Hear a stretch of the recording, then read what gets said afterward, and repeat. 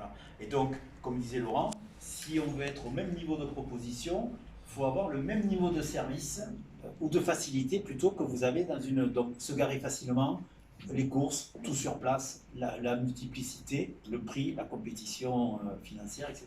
Donc la multiplicité des services que vous mentionnez, c'est quoi concrètement, à part la conciergerie?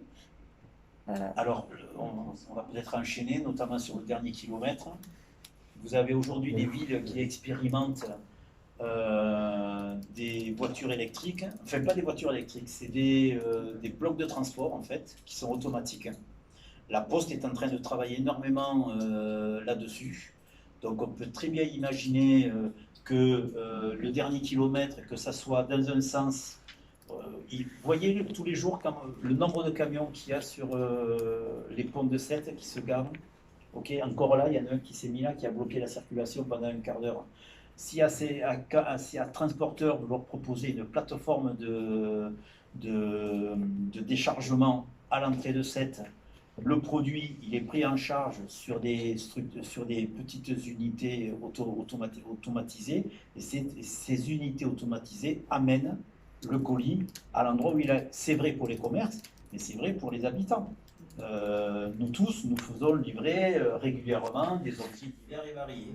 Mais ces objets, au lieu de venir en camion ou en semi-remorque ou en camionnette, pourraient arriver sur un véhicule propre, électrique, automatisé, à une heure donnée. Encore une fois, avec les applications, avec les moyens aujourd'hui de communication qu'on a, ce sont des choses qui sont possibles. Et là, je ne parle pas de futur, c'est des choses qui existent déjà, qui sont expérimentales depuis au moins 2 ans, 3 ans dans certaines villes et qui marchent. Voilà. Vous parlez de la livraison de colis pour les particuliers, Et pour les commerçants, sur des engins automatisés qui marchent. tout à fait. Alors, pas forcément intégralement automatisé, il peut y avoir une partie automatisée, et on peut avoir sur le dernier kilomètre des véhicules, par exemple, propres, électriques. En fait, l'idée, c'est que sur la question précédente, on se disait qu'on allait permettre aux gens de rapatrier leurs courses du centre-ville vers les parkings de délestage. Du coup, on a des véhicules qui vont circuler de toute façon, et donc faire revenir ces véhicules en étant plein avec des colis qui ont été pris sur le parking de délestage et les ramener dans le centre-ville, c'est gratuit, puisqu'en fait c'est le pendant de la circulation précédente. Donc voilà, c'est ça l'idée. Les véhicules autonomes, ils existent. On a l'impression toujours qu'on est dans la science-fiction, mais en ce moment même à Montpellier, si vous passez à Montpellier, vous risquez de vous retrouver nez à nez avec ces véhicules-là. Ils sont en test. C'est l'une des premières villes en France qui les teste. Après, par exemple, des gens comme certains Sétois qui se sont mis en entreprise individuelle avec un vélo cargo, ça fait très bien l'affaire aussi. L'idée, ça serait de développer ce business-là, de leur permettre à eux de travailler et de privilégier plutôt cette façon d'amener les marchandises dans le centre-ville plutôt que les gros camions. Encore une fois, c'est une proposition, mais on se base sur des choses qui existent. Peut-être qu'au lieu d'avoir 3-4 personnes en auto-entrepreneur avec leur vélo cargo, il en faudrait 20 ou 40. Ça crée un peu d'emploi. Ça serait pittoresque, les gens apprécieraient ça. Ça ferait bien l'affaire. Il faudrait quand même une plateforme logistique sur laquelle ces échanges vont se faire. Exactement. De la place. C'est pour ça que en plus du parking. Voilà, en fait, ça rejoint l'idée précédente de pôle automobile. Et dans ce pôle automobile, il faudrait prévoir une petite plateforme au même endroit.